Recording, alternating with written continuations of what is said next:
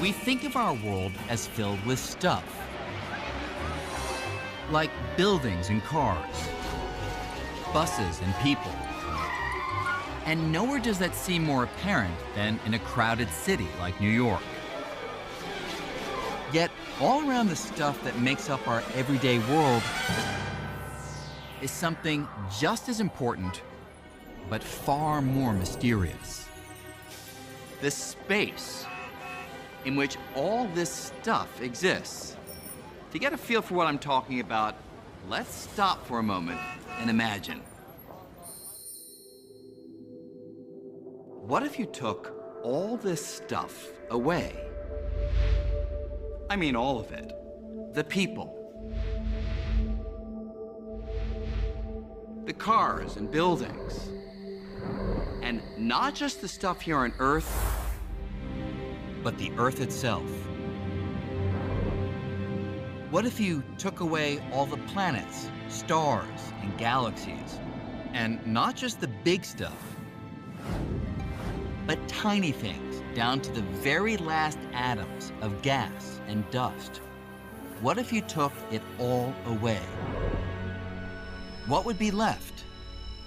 Most of us would say nothing, and we'd be right. But strangely, we'd also be wrong. What's left is empty space, and as it turns out, empty space is not nothing. It's something. Something with hidden characteristics as real as all the stuff in our everyday lives. In fact, space is so real, it can bend. Space can twist. And it can ripple. So real that empty space itself helps shape everything in the world around us and forms the very fabric of the cosmos. Well, you can't understand anything about the world unless you understand space, because that's the world. The world's space with stuff in it. We're not usually very conscious of space. But then again, I tell people fish are probably not conscious of water either. They're in it all the time. Space is not really nothing. It actually has a lot going on inside. When most of us picture space, we think of outer space, a place that's far, far away. But space is actually everywhere. You could say it's the most abundant thing in the universe. Even the tiniest of things, like atoms, the basic ingredient in you and me and everything else we see in the world around us, even they are almost entirely empty space. In fact, if you removed all the space inside all the atoms making up the stone, glass, and steel of the Empire State Building, you'd be left with a little lump about the size of a grain of rice, but weighing hundreds of millions of pounds. The rest is only empty space. But what exactly is space? I can show you a picture of Spain, of Napoleon, of my Uncle Harold. But space, it looks like this. Nothing. So how do you make sense of something that looks like nothing? Why is there space rather than no space? Why is space three-dimensional? Why is space big? We have a lot of room to move around in. How come it's not tiny? We have no consensus about these things. What is space? We actually still don't really know. It is one of the deepest mysteries in physics. Fortunately, we're not completely in the dark. We've been gathering clues about space for centuries. Some of the earliest came from thinking about how objects move through space. To get a feel for this, take a look at that skater. As she glides across the rink, she's moving in relation to everything around her, like the ice. And when she goes into a spin, not only can she see that she's spinning, she can also feel it. Because as she spins, she feels her arms pulled outward. But now let's imagine that you could take away all the stuff around her, from the rink to the most distant galaxies. So the only thing left is the skater spinning in completely empty space. If the skater still feels her arms pulled outward, she'll know she's spinning. But if empty space is nothing, what is she spinning in relation to? Imagine you're that skater. When you look out, you don't see anything. It's just uniform, still blackness all around you. And yet, your arms are being pulled outwards. So you say to yourself, what could I be spinning with respect to? Is there something out there that I'm not seeing? Trying to answer questions like these, scientists came up with a bold new picture of space. And the key was to make something out of nothing. Yea, and I will weep a while longer. When you go to the theater, you watch the actors, I do confess that I love nothing in the world so well as thee. the scenery, the story. But I protest, I love thee. Well, then, God forgive me. What offense, sweet Beatrice? But there's something important here that you won't find mentioned in the playbill. Something we hardly ever notice.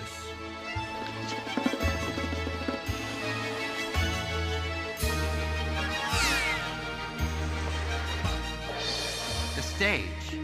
It's an absolutely vital part of the show, and yet most of us, we don't even give it a second thought. But Isaac Newton, he did. This is how the father of modern science pictured space, as an empty stage.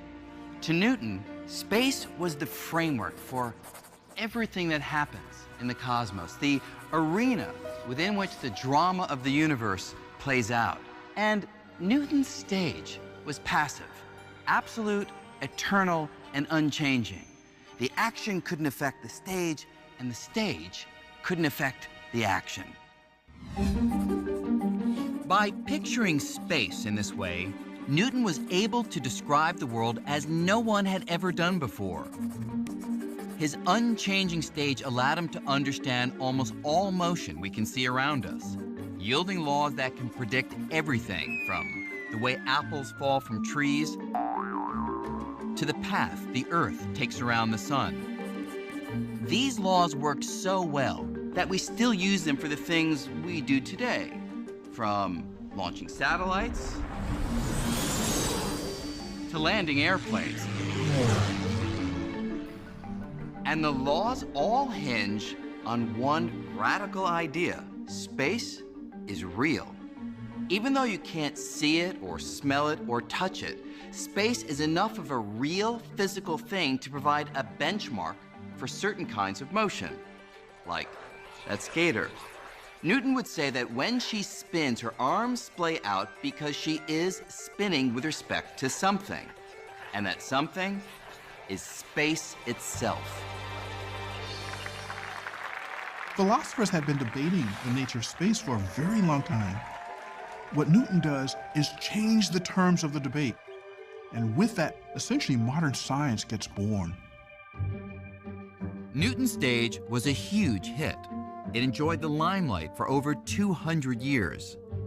But in the early decades of the 20th century, a new set of ideas emerged that shook Newton's stage to its very foundation. Ideas put forward by a young clerk working in a Swiss patent office. His name? Albert Einstein. Einstein grew up in the late 1800s, at the dawn of the age of electricity. Electric power was lighting up cities, giving rise to all kinds of technologies Newton could never have imagined. All of these developments tapped into something that had captivated Einstein since he was a child: light.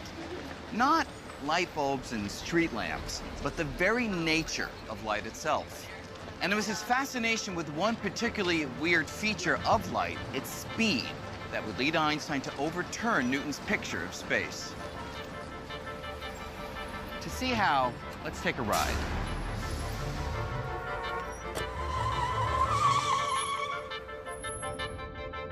Right now, we're traveling at about 20 miles per hour. to go faster, all the driver needs to do is step on the gas, and the cab speed changes. Now, you can feel that change, but you can also see it on the cab speedometer or on one of those radar speed signs. Okay, you can slow it down now. But now imagine that instead of measuring the speed of the cab, you have a radar sign that measures the speed of the light coming off its headlights. That sign would measure the light traveling at an astounding 671 million miles an hour.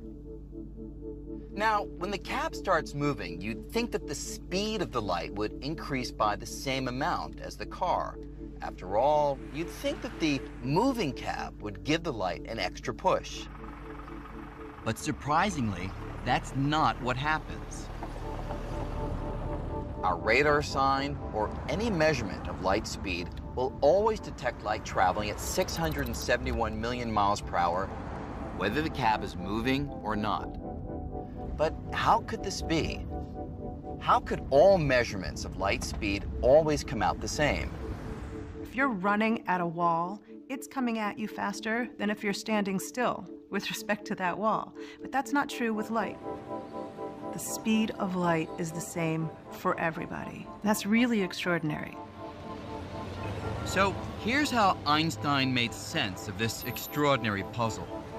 Knowing that speed is just a measure of the space that something travels over time, Einstein proposed a truly stunning idea: that space and time could work together, constantly adjusting by exactly the right amount, so that no matter how fast you might be moving when you measure the speed of light, it always comes out to be 671 million miles per hour. To respect that absolute quality about light, time had to cease to be absolute, space had to cease to be absolute, and those two had to become relative in such a way that they slosh between each other. If space and time being flexible sounds unfamiliar, it's only because we don't move fast enough in everyday life to see it in action. But if this cab could move near the speed of light, the effects would no longer be hidden. For example, if you were on a street corner as I went by close to the speed of light, you see space adjusting so that my cab, it would appear just inches long. And you'd also hear my watch ticking off time very slowly. But from my perspective, inside the cab, my watch would be ticking normally, and space in here would appear as it always does. But when I look outside the cab, I'd see space wildly adjusting, all to keep the speed of light constant. So with Einstein, time and space are no longer rigid and absolute. Instead, they meld together with motion, forming a single entity that came to be called spacetime. I think as we live our life every day, we live with a Newtonian picture of space and time. It's something that we are comfortable with. But Einstein was able to make reason conquer sense. And that really was the genius of Einstein. This notion that space and time are unity, to me, is one of the greatest insights that has ever occurred in science. It's so counterintuitive to everything we've ever experienced as human beings. And in the hands of Albert Einstein, this new picture of space would solve a deep mystery having to do with the most familiar force in the cosmos: gravity. Newton knew that gravity is a force that attracts objects to each other, and his laws predicted the strength of this force with fantastic precision. But how does gravity actually work? How does the Earth pull on the moon across hundreds of thousands of miles of empty space? They behave as if they're connected by some kind of invisible rope. But everyone knew that wasn't true. And Newton's laws provided no explanation. Einstein found that no Band-Aid patches would fix Newtonian gravity. He had to invent a mechanism for it. He had to understand it. After puzzling over this problem for more than 10 years, Einstein reached a startling conclusion. The secret to gravity lay in the nature of space-time. It was even more flexible than he had previously realized. It could stretch like an actual fabric. This was a truly radical break from Newton. Think of this table as space-time, and think of these balls as objects in space. Now, if space-time were nice and flat, like the surface of this table, objects would travel in straight lines. But if space is like a fabric that can stretch and bend, well, this may seem a little strange. But watch what happens if I put something heavy on the stretchy space-time fabric.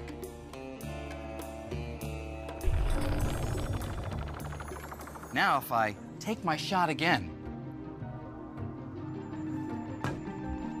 the ball travels along an indentation in the fabric that the heavier object creates. And this, Einstein realized, is how gravity actually works. It's the warping of space-time caused by the objects within it. In other words, gravity is the shape of space-time itself.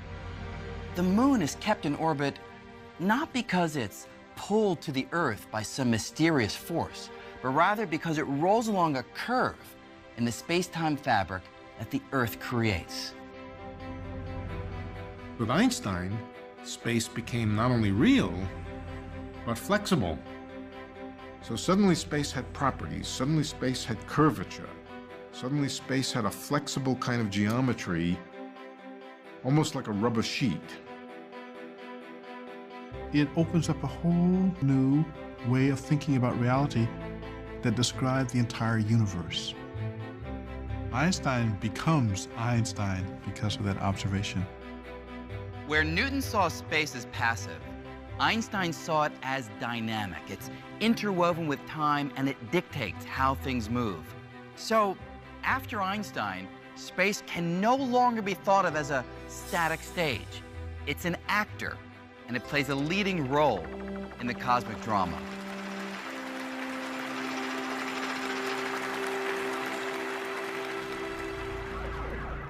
Now, it's one thing to think of space as dynamic, active, and flexible like a fabric. But is it really? Is this just a metaphor, or does it actually describe what space is? Well, Einstein's theory predicts that one way to find out would be to take a little journey to the edge of a black hole. Black holes are collapsed stars, massive objects crushed to a fraction of their original size. Gravity around them is so strong that, according to Einstein's math, a spinning black hole can literally drag space along with it, twisting it like an actual piece of cloth. The nearest black hole is trillions of miles away, making it a challenge to test this prediction. But in the late 1950s, a physicist named Leonard Schiff began searching for a way to test Einstein's ideas about space much closer to home. Schiff was inspired by something we usually think of as a child's toy, a gyroscope. He thought that if space really twists, like a fabric, a gyroscope might allow him to detect it. It was a strange idea, and he chose a strange place to share it with the world. The faculty's swimming pool at Stanford. Here, in 1959, Schiff met with two colleagues, William Fairbank and Bob Cannon. He was excited about an ad he'd seen for a high-tech gyroscope. Though it looked different, it basically worked the same as the child's toy. Then and there, the three decided to launch a device like this into orbit around the Earth. Normally, a gyroscope's axis points in a fixed direction. But if Earth is actually dragging space, then the gyroscope's axis would be dragged along with it, shifting its orientation in a way that could be measured. It was a brilliantly simple plan. There was just one problem.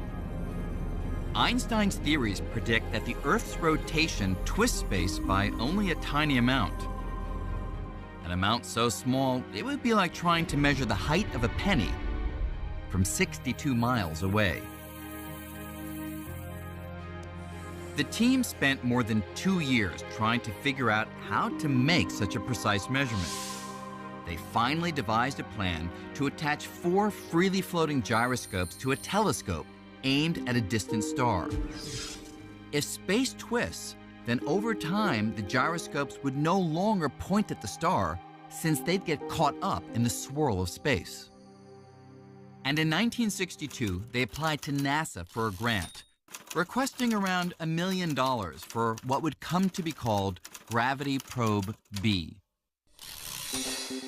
Members of the team originally thought the project would take about 3 years. They were just a little optimistic.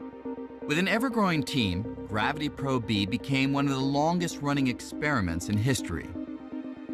Decade after decade was spent trying to realize the original vision, which meant launching a telescope into space and building gyroscopes that were among the smoothest objects ever created. The technology is just frightening. It was like the carrot on the front of the mule. It was like it was always 5 to 10 years away when we could do this. And it was 5 to 10 years away for about 35 years. Consuming more than 4 decades and $750 million, the project was nearly canceled by NASA 9 times. 10, 9, Finally, in April of 2004, the team gathered to witness the launch.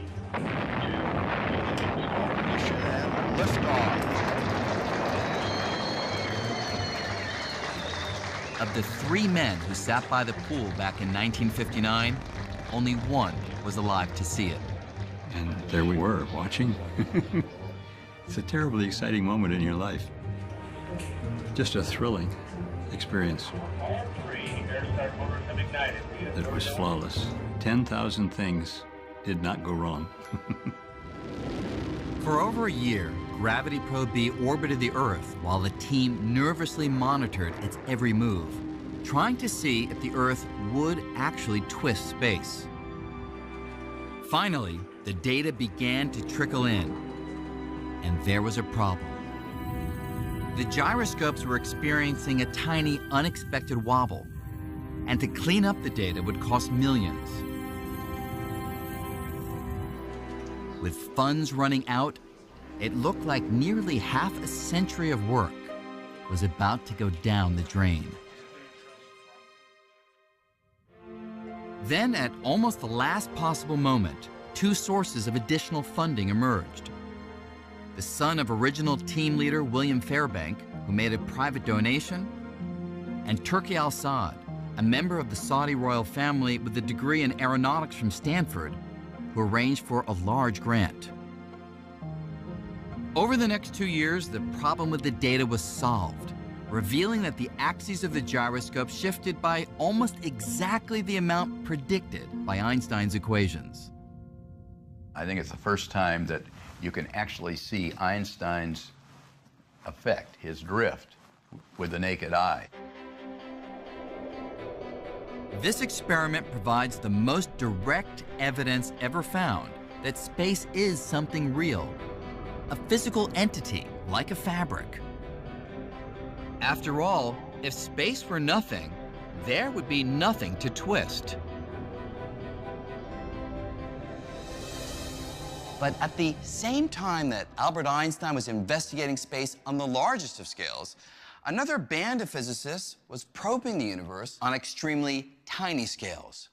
And there they found a completely uncharted realm where Einstein's picture of space, it was nowhere to be found. To see what I'm talking about, imagine you could shrink billions of times smaller than your current size. This is the realm of atoms and subatomic particles, the fundamental building blocks of everything we can see. And when you get down to this size, the world plays by a wildly different set of rules called quantum mechanics. According to these rules, even if you try to remove every last atom and particle, you'd find that empty space is still far from empty. In fact, it's teeming with activity. Particles are constantly popping in and out of existence. They erupt out of nothingness, quickly annihilate each other, and disappear. In quantum mechanics, empty space is not that empty. It's full of fluctuating fields, full of all sorts of jittery things going on. It's a place where particles are constantly fluctuating and annihilating each other and being created again and annihilating. It's a place of chaos and bubbling. While the theory predicted this, it wasn't until 1948 that a scientist named Hendrik Casimir suggested that even though we can't see these particles, they should cause empty space to do something we can see. And he predicted that if you take two ordinary metal plates and place them extremely close together, say closer together than the thickness of a sheet of paper, then particles with certain energies would be excluded because in some sense they wouldn't fit between the plates. With more of this frenetic activity outside the plates than inside, Casimir thought the plates would be pushed together by what we usually think of as empty space. And some years later, when the experiment was done,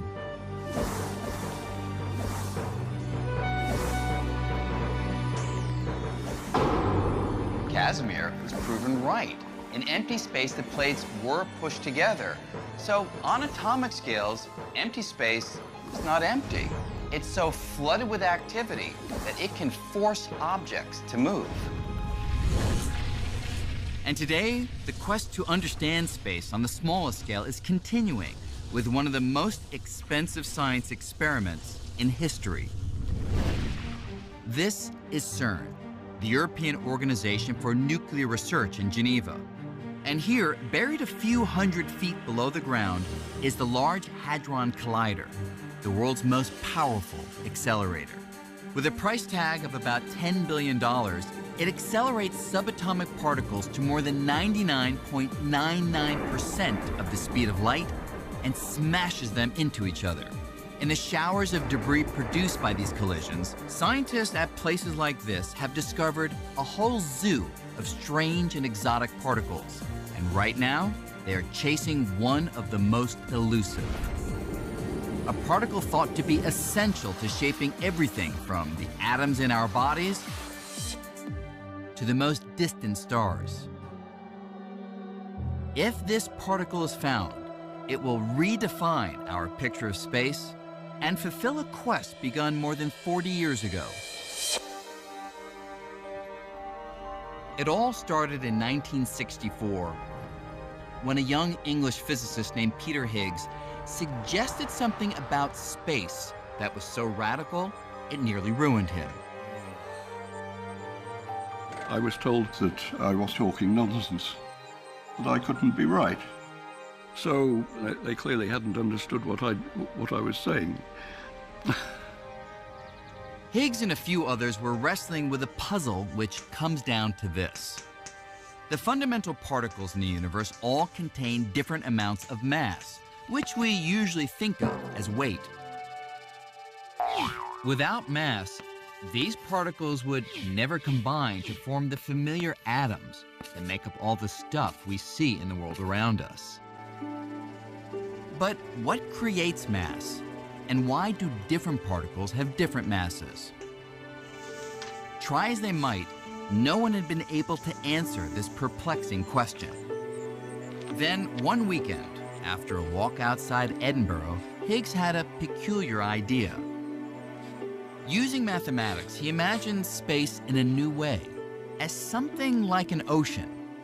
Particles are immersed in this ocean and gain mass as they move through it. To see how this works, think of a particle's mass like an actor's fame. And the Higgs ocean is like the paparazzi. Some particles, like unknown actors, pass through with ease. The paparazzi simply aren't interested in them. But other particles, like superstars, have to push and press. And the more those particles struggle to get through, the more they interact with the ocean and the more mass they gain. Higgs was convinced he'd made a great discovery.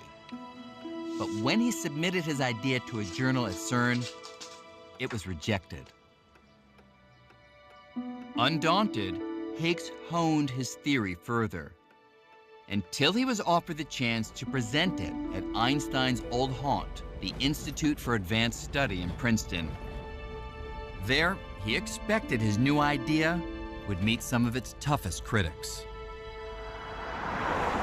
I was happily driving up the freeway, and then there was a sign to turn off for Princeton, and that really confronted me with what I was going into. I broke out in a cold sweat and started trembling, and I had to pull off the road to recover. But Higgs persevered. It was the first in a series of talks that would convince colleagues far and wide that he was onto something profound. Eventually, I sort of wore them down. I felt I'd sort of triumphed. So I enjoyed the parties which followed. Today, the idea Higgs pioneered, called the Higgs field, is crucial to our understanding of space. The Higgs field is everywhere. It's something that even in the emptiest vacuum of space has an effect. It gives you mass. So I think Higgs actually deserves credit for being one of the people that said, space is stuff, it has properties in it that are intrinsic, that you can't get rid of, you can't turn them off. The only problem? There's no physical proof that the Higgs field exists. At least not yet. But here at CERN, scientists are attempting to smash particles together with so much energy that they will knock loose a piece of the Higgs field, producing a tiny particle of its own. It's as if they're trying to chip off a piece of space. We think that if we knock into space hard enough with particle accelerator collisions, that we can actually make a Higgs particle come out of empty space. Our whole understanding of matter as we now have it would just fall apart if the Higgs field didn't exist. I don't think anybody seriously doubts that we will see it. Certainly if we don't, that would be an extremely bizarre outcome. Finding the Higgs particle would be a major milestone, establishing that the emptiest of empty space has an impact on all of matter. But it turns out that space contains an ingredient far more elusive than anything Higgs ever imagined. An ingredient that may hold the key to the greatest of all mysteries, the very fate of the cosmos. It's a mystery that began some 14 billion years ago in what we call the Big Bang. In a fraction of a second, the universe underwent a violent expansion, sending space hurtling outward.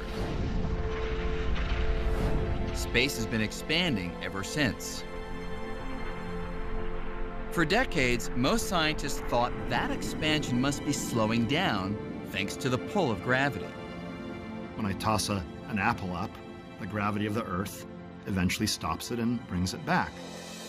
And just like the apple slows down with time, so too the universe should have been slowing down in its expansion because of the gravitational attraction of all matter and energy for all other matter and energy. But that raised the question, what is the ultimate fate of the cosmos? Would space go on expanding forever?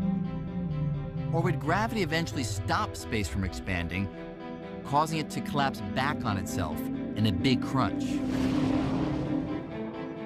To solve this mystery, two teams of astronomers set out to measure the slowing of the expansion using a novel tool: exploding stars called supernovas. So a supernova is a star that ends its life in a massive explosion. They're extremely luminous. They can be as bright as 1 billion suns. What makes supernova great is that they're very similar when they explode. They all get to about the same brightness and then they fade away in just about the same way. Because the explosions are so bright and uniform, the teams reasoned that these supernovas would act as very precise cosmic beacons, allowing them to track how the expansion of space has slowed over time. The trouble is, supernovas are extremely rare. To find enough of them, Perlmutter spent years calling astronomers around the globe begging for time on their telescopes. We needed the biggest telescopes in the world. We needed perfect conditions. And in those perfect conditions, I would be calling people up at the middle of their night when they're trying to do some serious work, and I'd be saying, I know that you have a very busy schedule, but by any chance, if you could just squeeze in this half-hour observation, it would really be very interesting to us. When they finally had enough data to chart how much the pull of gravity was slowing the expansion of the universe, they were in for a surprise. The results looked a little bit strange. They didn't really show any slowing of the universe at all. Very surprising. Actually, a universe that's actually speeding up. It was as though space, which we really thought was nothing, actually had an inherent springiness to it. And so space did not want to be compressed. Space actually wants to push the universe apart. It looked like the universe was expanding faster and faster with time, accelerating rather than decelerating. My immediate response was, I have to figure out why this is wrong. This can't be right. But it was right, and most scientists converged on one explanation. There's something that fills space and counteracts the pull of ordinary attractive gravity, pushing galaxies apart and stretching the very fabric of the cosmos. This mysterious substance filling space has been dubbed dark energy, and it's turned our picture of the universe upside down. Over the largest distances, dark energy dominates the contents of the universe, and we don't know what it is. If you do sort of a survey, a census of all the energy in the universe, dark energy turns out to be about 70% of the universe.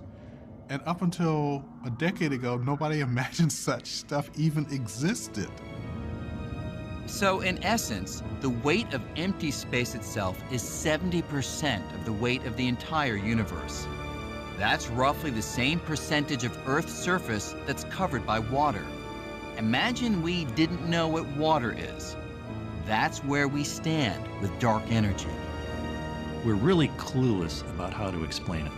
We have all of this fancy scientific apparatus of quantum mechanics and relativity and particle physics that we've developed in the last 100 years, and none of that works to explain dark energy. And the discovery of dark energy held another surprise. The idea that the universe contained such an ingredient had actually been cooked up 80 years earlier. I'll let you in on a little secret. Although he didn't call it dark energy, long ago Albert Einstein predicted that space itself could exert a force that would drive galaxies apart. You see, shortly after discovering his general theory of relativity, his theory of gravity, Einstein found that, according to the mathematics, the universe would either be expanding or contracting, but it couldn't hover at a fixed size. This was puzzling because before they knew about the Big Bang, most scientists, including Einstein, pictured the universe as static, eternal and unchanging. When Einstein's equations suggested an expanding or contracting universe, not the static universe everyone believed in, he had a problem. So Einstein went back to his equations and modified them to allow for a kind of anti-gravity that would infuse space with an outward push, counteracting the usual inward pull of gravity, allowing the universe to stand still. He called the modification the cosmological constant. Adding the cosmological constant rescued his equations. But the truth is, Einstein had no idea if this outward push or anti-gravity really existed. The introduction of the cosmological constant by Einstein was not a very elegant solution to try to find what he was looking for, a stationary universe. It achieves this effect of anti-gravity. It says that gravity sometimes can behave in such a way as not to pull things together, but to push things apart. Like the clash of two titans, the cosmological constant and the pull of ordinary matter could hold the universe in check and keep it static. But about a dozen years later, the astronomer Edwin Hubble discovered the universe is not static. It's expanding due to the explosive force of the Big Bang 14 billion years ago. That meant Einstein's original equations no longer had to be altered. And so suddenly, the need for a cosmological constant went right out the window.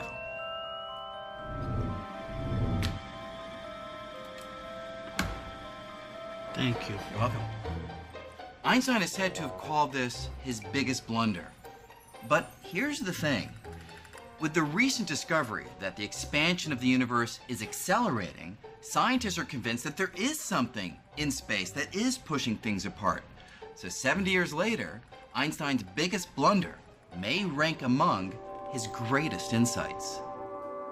It was something that nobody else was thinking about, but it might be that Einstein's cosmological constant is the key to understanding the expansion of the universe as we see it today. Though no one knows what dark energy actually is, it raises an astounding and troubling possibility. Einstein pictured the strength of his anti-gravity as constant. But is the strength of dark energy constant? And what if it changes over time? The answer could overturn everything we thought we knew about the fate of the cosmos. At the moment, everything in our world, from the molecules making up my body to the molecules making up the moon, is held together by forces that overwhelm the outward push of dark energy, and that's why we don't see things expanding in our everyday lives. But that situation might not last forever.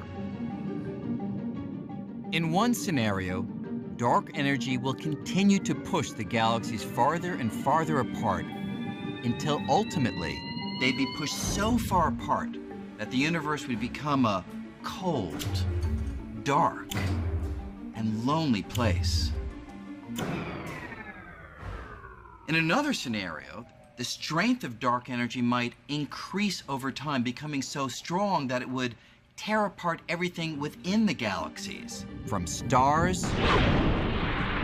to planets to matter of all kinds.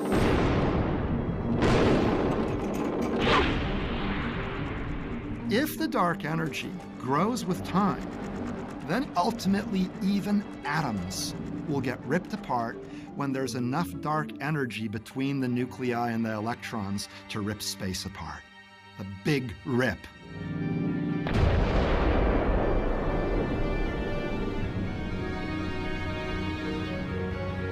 Our picture of space has gone through a remarkable transformation. Back in Newton's time, space was just the container. It didn't do anything at all. Then through Einstein, space begins to affect how objects move. Then with Casimir, literally objects can be pushed by the activity even in empty space. And now through the ideas of Higgs and dark energy, the very expansion of the universe may be coming from the energy of empty space itself. I don't think anybody would have thought that space would have this kind of rich and profound impact on the nature of reality. But as far as we've come, the journey that began with Isaac Newton's picture of space as something like a stage is not yet finished. As we examine the fabric of the cosmos ever more closely, we may well find far more surprises than anyone ever imagined. Take me, for example. I seem real enough, don't I? Well, yes. But surprising new clues are emerging that everything, you and I, and even space itself, may actually be a kind of hologram. That is, everything we see and experience, everything we call our familiar three-dimensional reality, may be a projection of information that's stored on a thin, distant, two-dimensional surface. Sort of the way the information for this hologram is stored on this thin piece of plastic. Now, holograms are something we're all familiar with, from the security symbol you find on most credit cards. But the universe is a hologram? That's one of the most drastic revisions to our picture of space and reality ever proposed. And the evidence for it comes from some of the strangest realms of space, black holes. This is a real disconnect, and it's very hard to get your head around. Modern ideas coming from black holes tell us that reality is two-dimensional, that the three-dimensional world, the full-bodied three-dimensional world, is a kind of image of a hologram on the boundary of the region of space. This is a very strange thing. When I was a younger physicist, I would have thought any physicist who said that was absolutely crazy. Here's a way to think about this. Imagine I took my wallet and threw it into a black hole. What would happen? We used to think that since nothing, not even light, can escape the immense gravity of a black hole, my wallet would be lost forever. But it now seems that may not be the whole story. Recently, scientists exploring the math describing black holes made a curious discovery. Even as my wallet disappears into the black hole, a copy of all the information it contains seems to get smeared out and stored on the surface of the black hole, in much the same way that information is stored in a computer. So, in the end, my wallet exists in two places. There's a three-dimensional version that's lost forever inside the black hole, and a two-dimensional version that remains on the surface as information.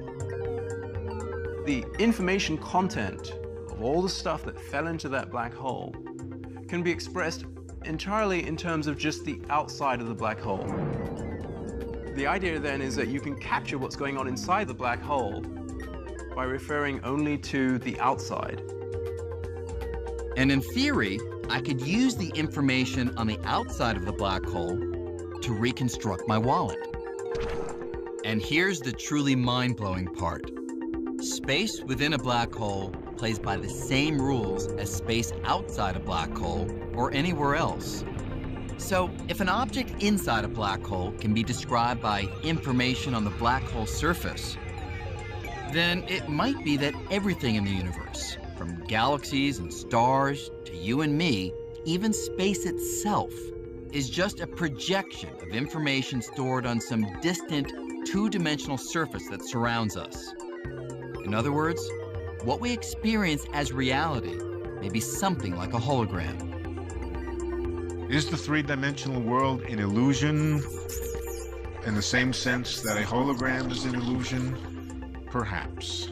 I'm inclined to think yes, that the three-dimensional world is a kind of illusion, and that the ultimate precise reality is the two-dimensional reality at the surface of the universe. This idea is so new that physicists are still struggling to understand it. But if it's right, just as Newton and Einstein completely changed our picture of space, we may be on the verge of an even more dramatic revolution. For something that's such a vital part of our everyday lives, space remains kind of like a familiar stranger. It's all around us, but we're still far from having unmasked its true identity. That may take 100 years, it may take 1,000 years, or it may happen tomorrow. But when we solve that mystery, we'll take a giant step toward fully understanding the fabric of the cosmos.